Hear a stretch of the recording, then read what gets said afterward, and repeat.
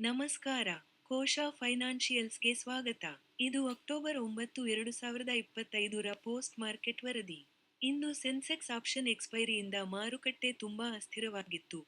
ಆದರೂ ಅಂತಿಮವಾಗಿ ನಿಫ್ಟಿ 25,181ಕ್ಕೆ ಮುಚ್ಚಿಕೊಂಡು ಟೆಕ್ನಿಕಲ್ ದೃಷ್ಟಿಯಿಂದ ಬುಲಿಶ್ ಸಿಗ್ನಲ್ ನೀಡಿದೆ.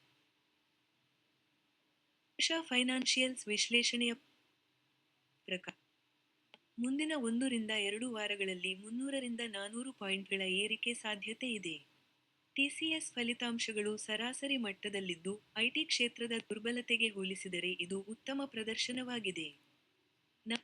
ಷೇರು ಈಗಾಗಲೇ 100ಕ್ಕಿಂತ ಹೆಚ್ಚು ಪಾಯಿಂಟ್ ಏರಿಕೆಯಾಗಿದೆ ಮತ್ತು ಫಲಿತಾಂಶದ ನಂತರ ವೊಲಾಟಿಲಿಟಿ ಇಳಿಯುವ ನಿರೀಕ್ಷೆಯಿದೆ.